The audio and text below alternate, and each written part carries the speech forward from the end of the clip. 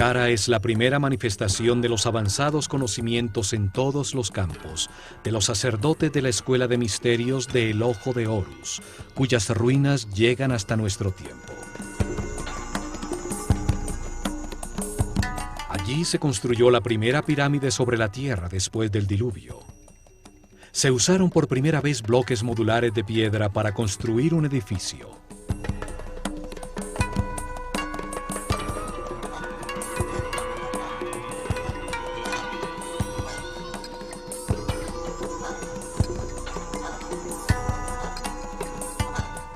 Se tallaron hieroglifos en los muros con los primeros textos religiosos de la historia.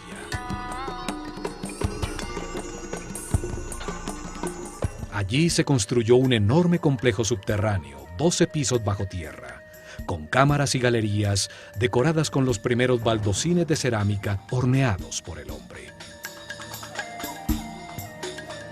En estas cámaras, bajo tierra, se encontraron más de 40.000 urnas, cuencos y vasos de alabastro. ¿Para qué servían? ¿Qué lograrían al realizar con tanto esfuerzo túneles, cámaras y salones 30 metros bajo tierra? ¿Cómo iluminaron estos espacios para poder realizar el difícil diseño cerámico de sus muros?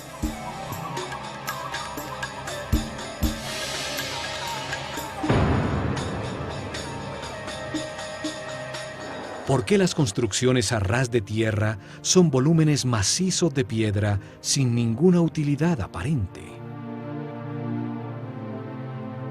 ¿Qué ganaba una sociedad de unos 4 millones de personas al cortar y mover más de 1 millón de toneladas de piedra para producir un complejo escenográfico que asombra por su refinada arquitectura?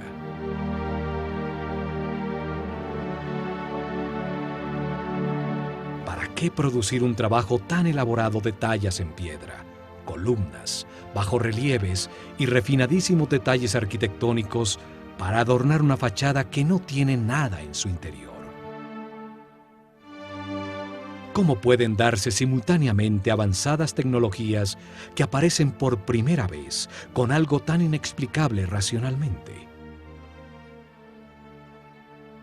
Saqqara es uno de los misterios más grandes de Egipto. Su historia nos revela las más increíbles respuestas. Comenzando por el genio multifacético, el fabuloso personaje que la diseñó y dirigió su construcción. El arquitecto Imhotep, cuyo nombre significa el sabio que viene en paz. Sumo sacerdote de la Escuela de Misterios de El Ojo de Horus, tiene uno de los lugares destacados en la historia del hombre. Primer ministro, gran visir y canciller del faraón Djoser, que reina en la tercera dinastía, alrededor del año 2800 a.C.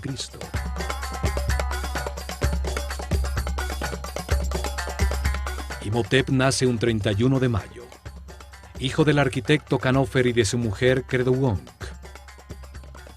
Unas pocas estatuillas lo muestran como un ser sencillo, vestido con la sobriedad de un monje. Padre de la arquitectura, pasa de la madera y el barro cocido a los bloques modulares de piedra. Diseña las primeras columnas talladas con flores de loto en el capitel, los más refinados detalles arquitectónicos. La armonía de Saqqara resalta su maestría. Fue el primer filósofo de la historia del hombre. Se dedicó a pensar y a analizar conceptos fundamentales como espacio, tiempo, volumen, la naturaleza de la enfermedad, la existencia de Dios y de la inmortalidad. Expresa la base conceptual de la civilización egipcia, como el movimiento de la conciencia hacia Ma'at, hacia lo justo, lo recto, lo armónico y lo equilibrado. Platón nos dice que la historia que le contaron a Solón los sacerdotes egipcios sobre la Atlántida se remonta a Imhotep.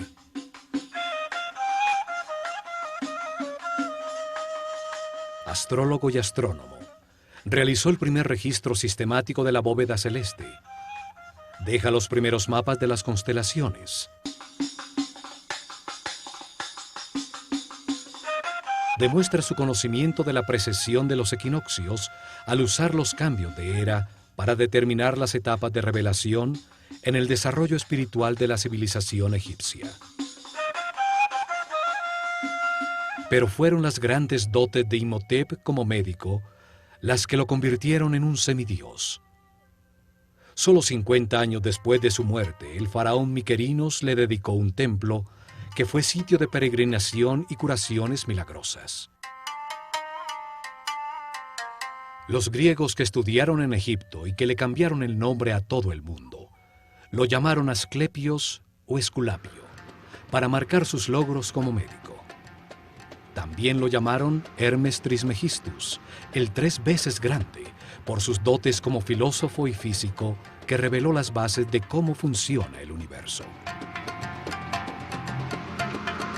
Imhotep fue el primero en recopilar información sobre cómo diagnosticar y curar muchas enfermedades. El caduceo, que hoy es el símbolo de la sociedad médica, era la vara de poder de Imhotep. Con ella medía la cantidad de energía vital que un ser humano ha aprendido a procesar en su interior. Así sabía cuál de los centros neurales o chakras utiliza para captar y procesar su energía vital y en dónde tiene imbalances celulares electromagnéticos. Curaba elevando la frecuencia vibratoria del aura o campo electromagnético personal. Esto restablecía el balance de los chakras, permitiendo que volvieran a suministrar la energía vital necesaria a los órganos afectados, la causa real de las enfermedades. El caduceo tiene 2 serpientes que se cruzan sobre los 7 chakras. Los centros neurales sobre la columna vertebral que captan y distribuyen la energía. Simbolizan las 2 polaridades de carga eléctrica y movimientos contrarios que dan lugar al universo dual. En su centro está una columna ondulatoria, formada por parejas de partículas con carga opuesta que se neutralizan y equilibran, la única manera para llegar a la iluminación. Representa al Kundalini, la fuerza vital que sube a través de la columna vertebral. Al desaparecer ese conocimiento, su forma se conserva como el símbolo para curar. Experimentos utilizando su forma como una bobina eléctrica han encontrado que tiene unas misteriosas características.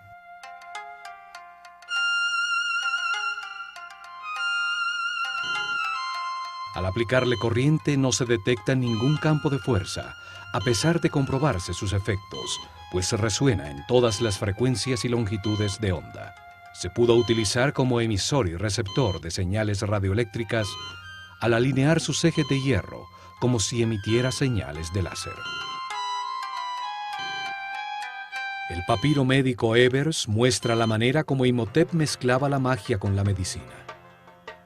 Sus fórmulas y remedios para sanar están llenos de rezos y encantamientos, pues consideraba que la medicina no curaría si no se le había dado poder con la energía de la palabra.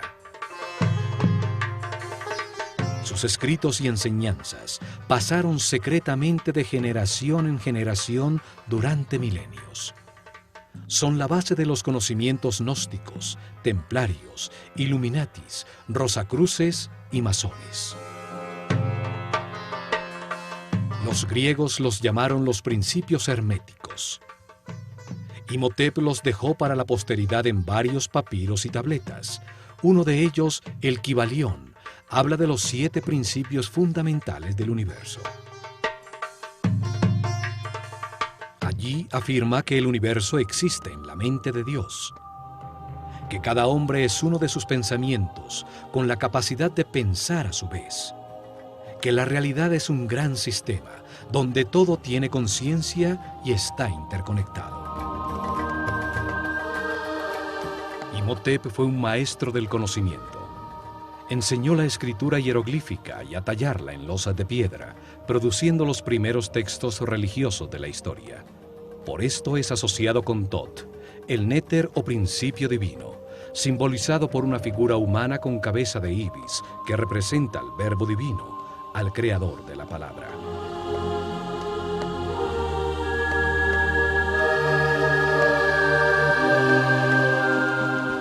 duda que Imhotep fue un espíritu muy especial.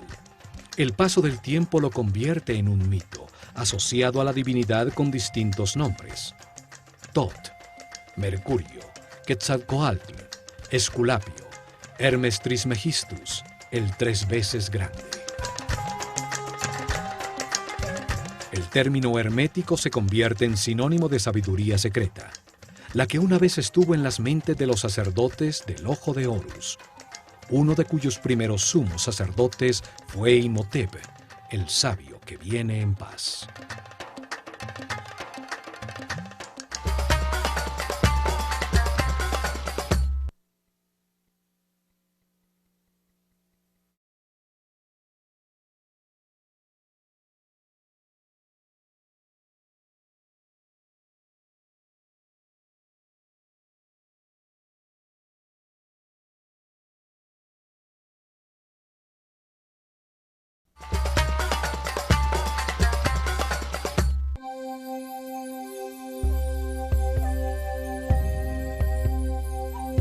Fue Imhotep el que decidió dónde se construiría Saqqara para sus misteriosos propósitos. Situada en el área comprendida entre los 31 y 32 grados longitud este y los 29 y 30 grados latitud norte, la única área en Egipto donde construirían pirámides durante los siguientes 400 años.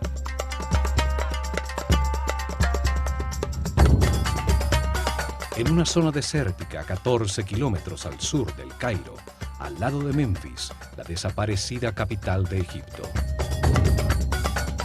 En Meidum, Awara y el Laún están las más al sur, y en Abu Rawash la pirámide más al norte. Sobre una plataforma de piedra que va hasta Giza, 50 metros por encima del nivel del río, hecho que garantizaba que el nivel freático de la zona no inundaría los trabajos subterráneos que tenía planeados. En una zona donde existen otras 8 pirámides menores, construidas en las dinastías 4, 5 y 6. Exactamente sobre uno de los nodos principales de la malla electromagnética del planeta, donde mejor se puede utilizar la fuerza de su energía telúrica para hacer vibrar una gran masa de piedra. En esta área ocurren los efectos electromagnéticos naturales más poderosos del planeta. Allí está localizado uno de sus chakras. Por allí pasa la corriente telúrica, la carga tierra negativa que lleva su energía vital. Un sitio mayor de confluencia de las llamadas Lee Lines, perfecto para que un gran volumen de piedra, con alto contenido de cristales de cuarzo, al vibrar produzca energía estática negativa por la fricción de sus moléculas. La atmósfera en este sector está cargada con 500 voltios por metro cuadrado de corriente positiva, 5 veces lo normal. Es un punto de poder en el planeta que aumenta los efectos energéticos de la pirámide que Imhotep construyó. Esta ubicación de Saqqara era fundamental para poder utilizar la pirámide como un condensador eléctrico que captaba como una antena la energía positiva de la atmósfera en los cristales de cuarzo de las losas de granito que una vez forraron la superficie de sus caras.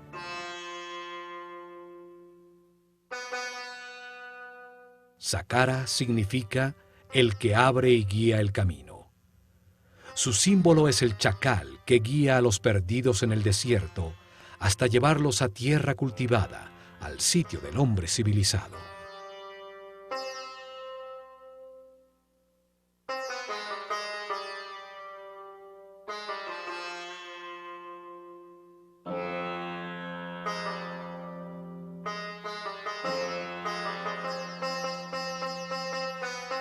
A lo lejos, lo primero que debía verse era la blanca pirámide, recortada sobre el larguísimo muro, el primero realizado por el hombre en bloques de granito cortado, con sofisticados bajorrelieves y dinteles. Una obra mucho más complicada que la misma pirámide. 130.000 toneladas de granito de Tura formaban un alto y especial muro de piedra. Rodeaba las 15 hectáreas del complejo, protegiéndolo del caos exterior, dándole una forma rectangular, ajustada exactamente en dirección cardinal norte-sur, paralelo al curso del Nilo.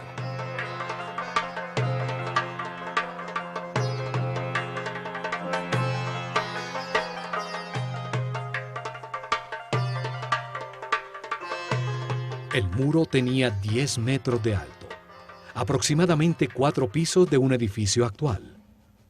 550 metros, 5 cuadras y media en línea recta de norte a sur, y la mitad exacta de esta distancia, 275 metros de ancho de este a oeste. El muro es el primer componente de la máquina cuántica diseñada por Imhotep en Saqqara. Todo el complejo era como un gran circuito electrónico, solo que en piedra y a una escala enorme. El muro actuaba como un cordón electromagnético que aislaba todo el complejo, cerrando y protegiendo el circuito. Para realizar su cometido no necesita de cables eléctricos, solo que las moléculas del material que le da forma tengan un alto contenido de cristales de cuarzo. El granito de Tura, un sitio muy cercano a Saqqara, tiene un gran contenido de cuarzo. El cuarzo organiza sus moléculas en tetraedros, una de las 5 formas básicas que organizan la materia, llamados sólidos platónicos.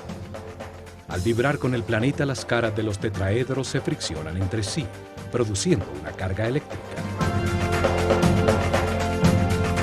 Los 85.000 metros cúbicos del muro de granito contenían una enorme cantidad de cristales de cuarzo que generaban un poderoso campo de fuerza, una onda radioeléctrica constante. El muro es parte integral de un complejo captador de energía electromagnética cuyo corazón estaba en la pirámide escalonada que con sus 66 metros de altura dominaba el complejo.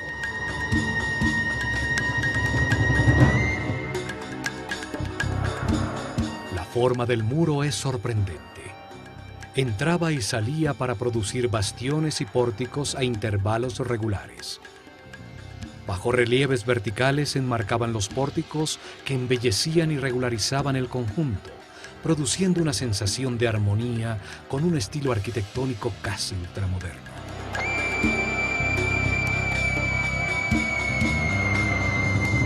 Desde las almenas de su parte superior, a las que se accedía a través de escaleras colocadas a intervalos regulares, se divisaba el paisaje de kilómetros a la redonda y la imponencia de la pirámide escalonada.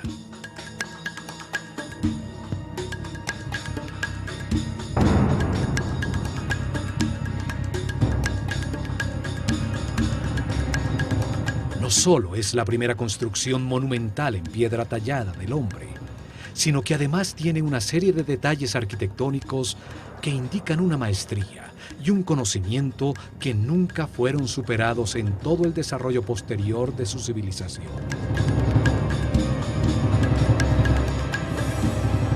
Quince pórticos iguales mimetizaban el único con una puerta verdadera, ubicado en la esquina sureste del enorme rectángulo.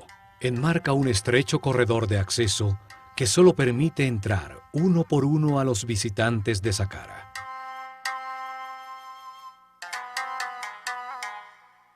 El camino de perfeccionamiento espiritual es individual e intransferible. Nadie puede evolucionar por otro. Por esto, a Saqqara se entraba de uno en uno.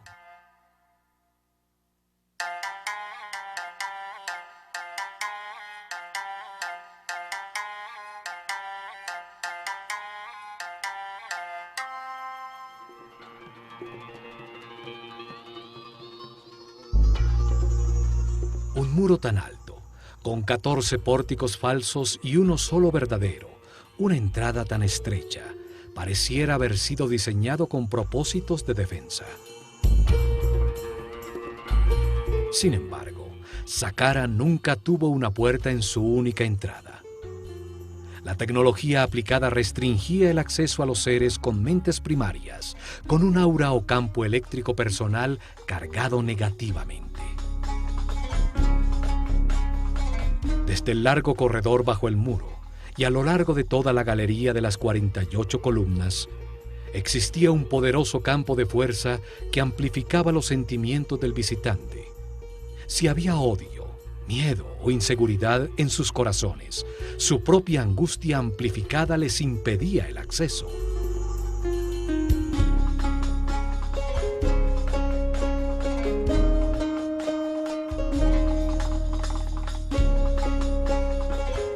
Solo los puros de corazón podían entrar en Saqqara, cuando el complejo y la escuela de misterios del Ojo de Horus funcionaban allí. La imponente galería tiene 48 columnas. Su forma esotérica es la misma del DNA humano. 20 pares de columnas estrechamente unidas a sus muros, dispuestas en el sentido que recorre el Sol, sobre el eje de avance de la energía, la espiral entorchada de la molécula. 4 pares de columnas en el salón transversal al final de la secuencia simbolizan la capacidad adicional que diferencia al ser humano del animal para almacenar, analizar y procesar la información.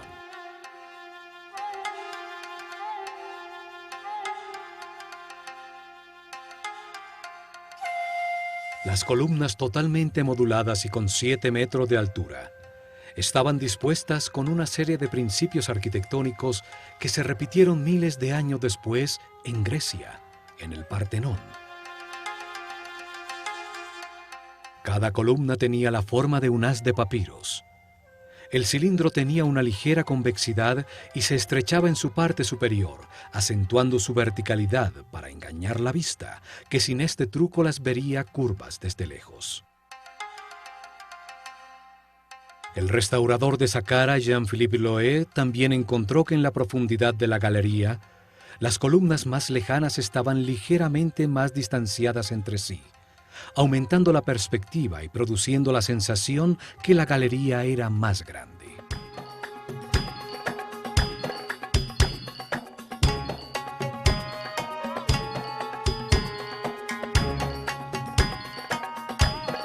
Al atravesar la galería se llega al salón transversal de las 8 columnas, unidas entre sí por módulos de piedra que enmarcan la salida al gran patio de las serpientes, en cuyo lado norte brillaba espléndida la pirámide escalonada.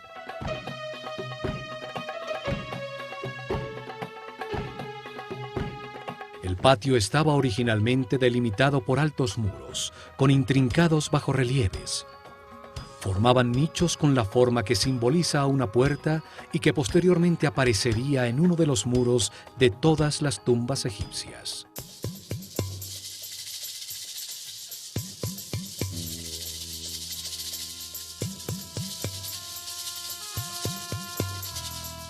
Cada puerta estaba rematada por un friso horizontal, decorado por una cobra. La serpiente sagrada, que simboliza a la dualidad por su lengua bifurcada y sus órganos sexuales dobles.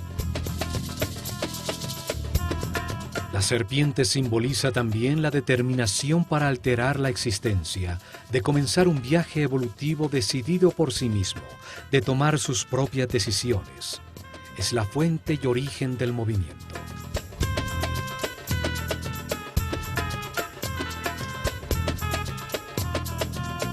En este patio se realizaron muchas ceremonias, la mayoría con discípulos de la escuela. Pero una vez al año, el faraón llegaba a este escenario para ser coronado nuevamente por el sumo sacerdote del Ojo de Horus, con la corona blanca y roja que simbolizaba su poder sobre todo Egipto. También al cumplir 30 años de su reinado, se realizaba una ceremonia de renovación llamada el Heb-Sed. En ella, el faraón corría ataviado solamente con las insignias de su poder alrededor del patio de las serpientes para rejuvenecerse conceptualmente y demostrar su fortaleza para gobernar el plano físico. El muro sur del patio formaba la fachada de la llamada tumba sur, una capilla falsa, hecha de piedra maciza con techo abovedado, cuya verdadera función era disimular uno de los dos accesos al complejo subterráneo. La capilla tiene un pequeño espacio en su interior, a donde llegaba un pozo vertical que permitía acceder al sistema subterráneo, lejos del acceso que llega a la pirámide. Esta profunda excavación descubre la escalera original de acceso al complejo subterráneo. Los dos pozos verticales de acceso, el de la pirámide y el de la capilla sur, fueron encontrados sellados con tapones circulares de granito que pesaban más de 10 toneladas. La capilla en la superficie era solo una fachada falsa para este acceso. La verdadera vida de Saqqara estaba bajo tierra. Desde este acceso en la tumba sur, se llega a cámaras y galerías subterráneas, y sale un túnel que termina exactamente bajo la galería y póstile de acceso.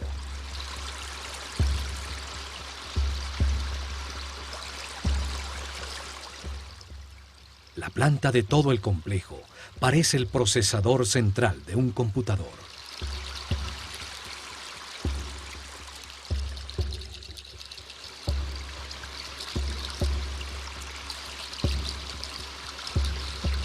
Saqqara fue el primer experimento con la forma piramidal para aplicar y perfeccionar una tecnología cuántica, cuyo objetivo era acelerar el perfeccionamiento espiritual de los discípulos de la Escuela de Misterios del Ojo de Horus.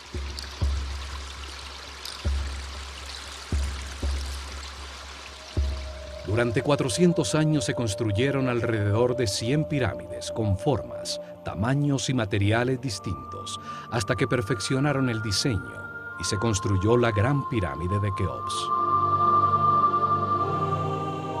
Conocimientos heredados de la civilización atlante para convertir masivas formas piramidales en máquinas cuánticas para la producción de columnas ondulatorias estacionarias de energía que permitían elevar la frecuencia de vibración de los iniciados.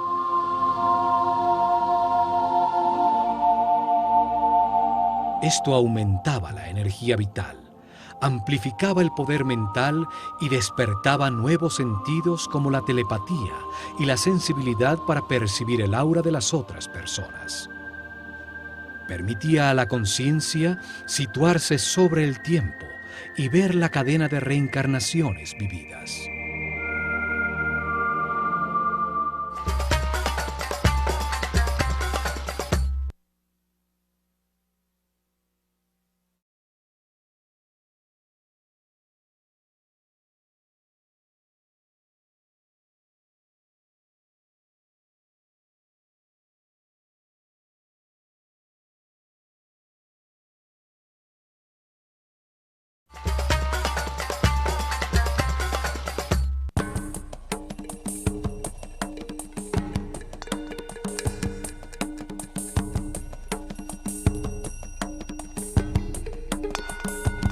En el lado por donde sale el sol, en el patio de las serpientes, aún permanecen erguidas 3 columnas que formaban el centro del llamado Templo Real del Heb-Sed, un pabellón utilizado por el faraón y los sacerdotes del Ojo de Horus durante las celebraciones.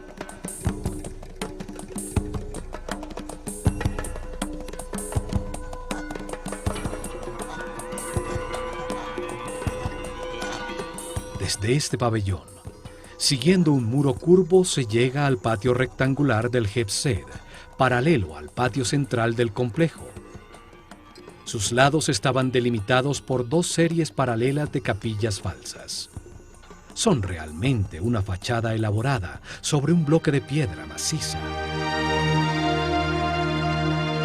Cada serie tenía 13 extrañas y misteriosas capillas de piedra maciza. Sus muros no producen ningún espacio útil en su interior. Son solo una fachada escenográfica, elaboradísima, con refinados detalles arquitectónicos. Su forma disfrazaba el verdadero propósito de todo el complejo y el intrincado diseño de cámaras, túneles y galerías subterráneas diseñadas como un enorme circuito electrónico para producir un vórtice electromagnético. Frente a cada capilla falsa, a través de un estrecho y tortuoso pasaje, se llegaba a un pequeño santuario exterior, donde estarían las representaciones simbólicas de las fuerzas tutelares de Egipto, la Eneada divina.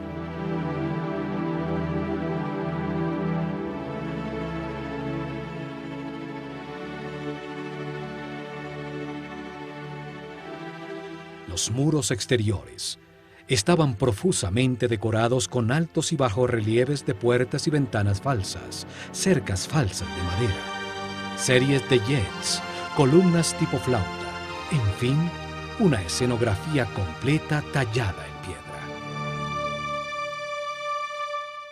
Al norte del patio de las capillas falsas, exactamente al este de la pirámide escalonada, están las llamadas Casa Sur y Norte, dos construcciones mucho más grandes pero igual de falsas.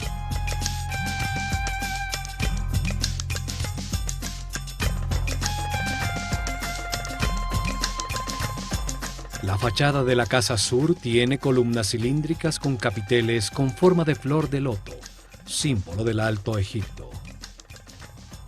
Un estrecho corredor tiene en una de sus paredes el grafiti más antiguo del mundo, hierático, con comentarios que hacen referencia al faraón Djoser de visitantes durante la dinastía XVIII. La fachada de la Casa Norte tiene columnas con papiros, el símbolo del Bajo Egipto, el delta al norte del país. Aquí, durante la ceremonia del Heb-Sed, el rey recibía la corona roja que simboliza su autoridad sobre ese territorio.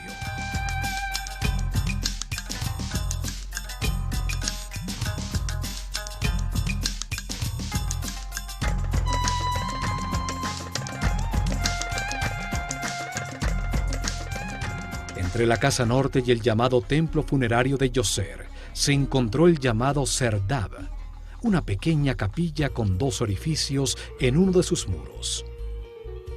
A través de ellos atisbaba hacia el patio exterior una estatua sentada del faraón Djoser, recibiendo la brisa vigorizante del viento norte.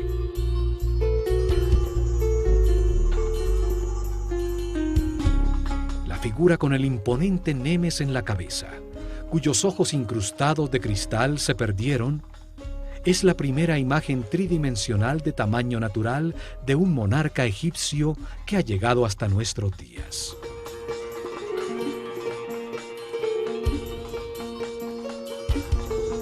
Observa desde hace milenios el estupor que causa a todos los visitantes de Saqqara las construcciones falsas contenidas en sus muros. El disfraz que esconde a la poderosa máquina cuántica. Escucha desde allí las teorías que afirman que Saqqara fue su tumba nunca utilizada.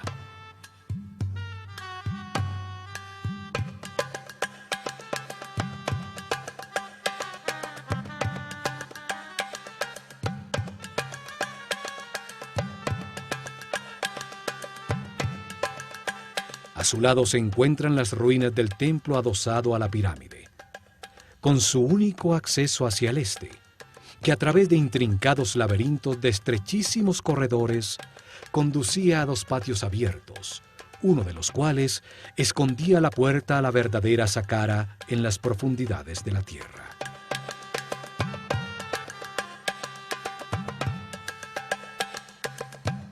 Este patio disfraza el acceso principal a los subterráneos.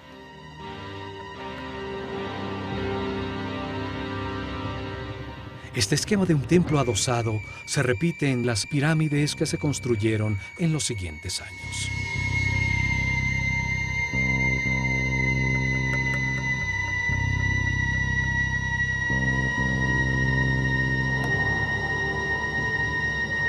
Saqqara fue abandonado con la llegada de la era de Ram, alrededor del año 2320 a.C., cuando se construyó la pirámide de Keops. El conocimiento sobre los accesos a las cámaras y galerías subterráneas se perdió en el tiempo. La piedra de sus muros fue utilizada como material de construcción.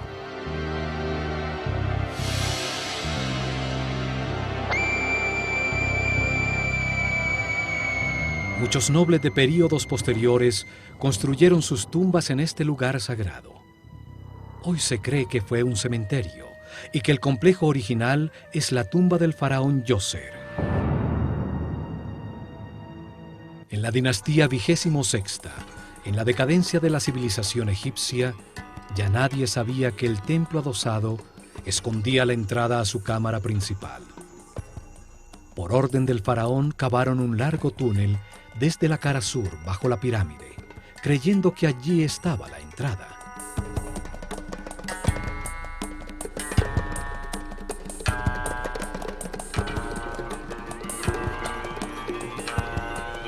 Perforaron la durísima roca, dejando columnas en piedra para evitar que el túnel colapsara.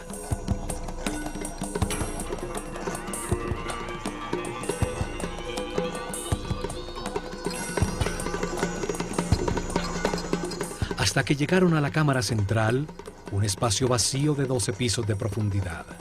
Un pozo vertical con la forma de un obelisco virtual en el corazón de la pirámide.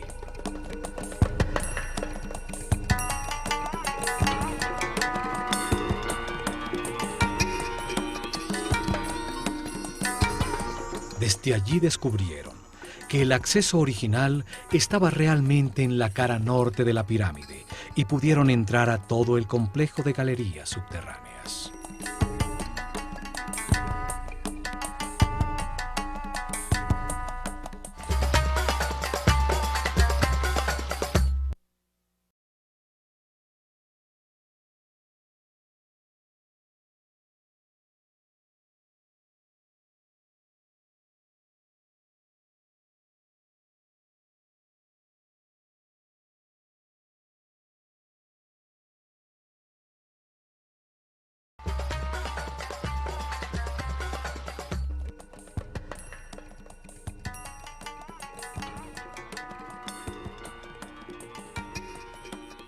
La construcción de Saqqara se realizó en 3 etapas, planeadas desde el comienzo por Imhotep.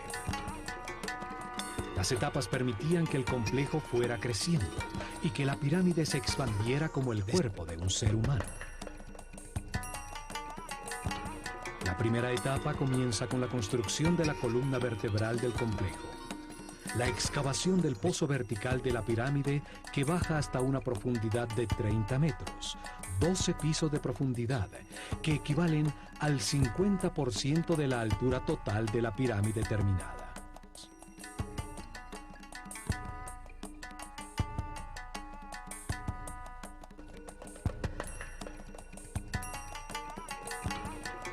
A esa profundidad cavan cientos de metros de túneles y una serie de cámaras y galerías que son parte fundamental del sistema.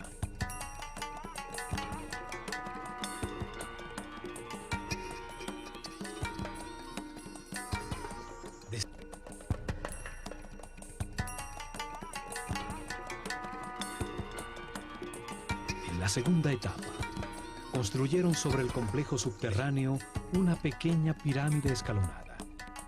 Su volumen y peso era un 50% exacto de la pirámide proyectada. Empleaba solo la mitad de los recursos y del esfuerzo total. Además, se lograba utilizar temporalmente la instalación en su propia construcción. La carga eléctrica generada por la pirámide pequeña era utilizada para producir avenidas electromagnéticas que facilitaban el desplazamiento de todo el material necesario para construir totalmente el complejo.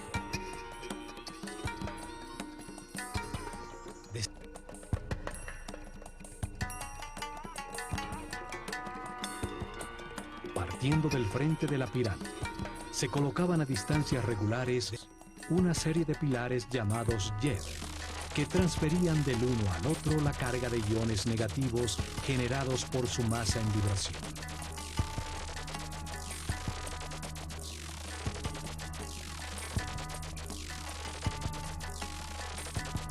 Cada pilar tenía 2 bobinas verticalmente dispuestas de alambre de oro enrollado sobre madera.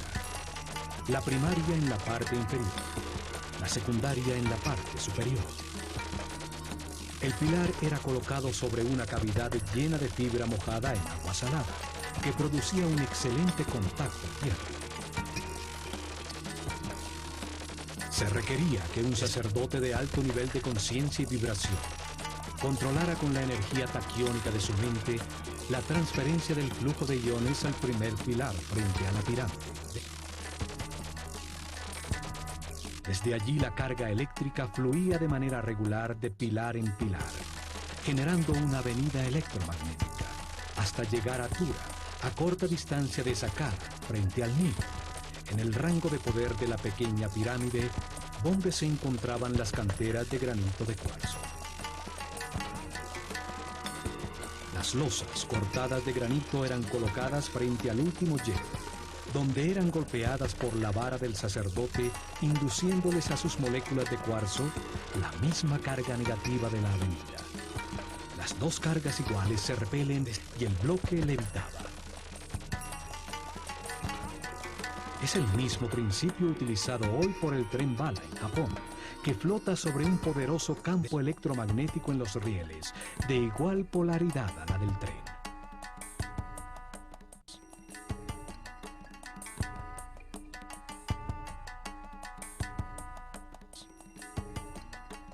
Así, con la primera línea de transporte electromagnético, pudieron mover fácilmente toda la piedra que necesitaban en la tercera etapa. Las 425.000 toneladas de piedra para ampliar la pirámide y las 135.000 toneladas de granito de Tura para el muro exterior.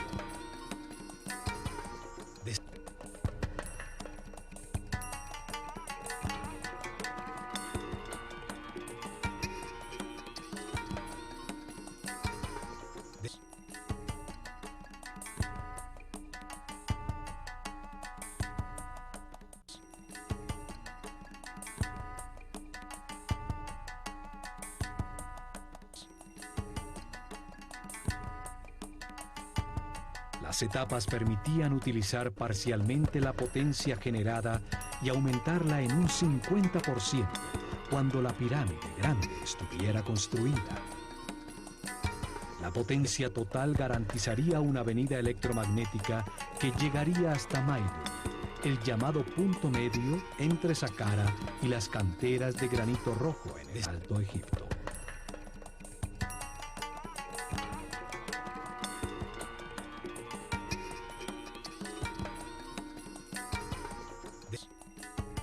Tecnología y conocimientos heredados de los atlantes, basados en principios de mecánica cuántica que nuestros científicos apenas comienzan a entender. En el próximo programa, continuaremos analizando a Saqqara. Veremos la disposición y sentido de todo el complejo subterráneo, construido para dar forma a una poderosa máquina cuántica que aceleró la evolución de los iniciados. Al examinar este camino, que llamaremos el camino cuántico hacia la luz de la conciencia, veremos que este proceso evolutivo ha sido enseñado por distintos maestros superiores. Uno de ellos fue el Maestro Jesús.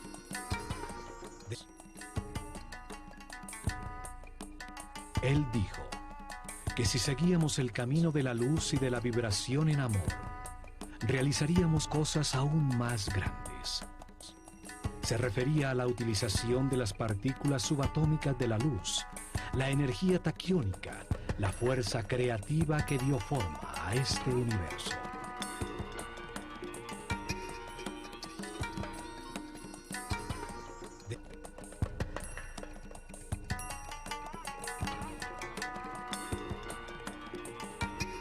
Miles de años antes de la llegada de Jesús, los sabios sacerdotes del Ojo de Horus utilizaron este mismo tipo de conocimientos para acelerar la evolución de sus discípulos en Saqqara.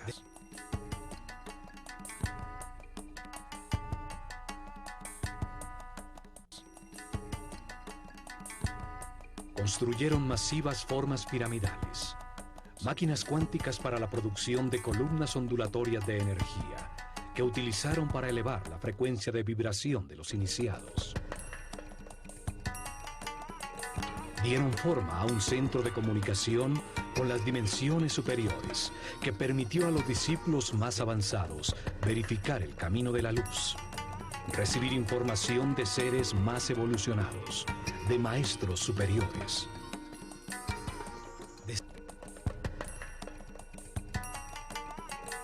En el plano físico, al producir avenidas electromagnéticas y efectos de superconductividad en distintos materiales, facilitaron la construcción de sus templos, los libros vivos de la Escuela de Misterios del Ojo de Horus.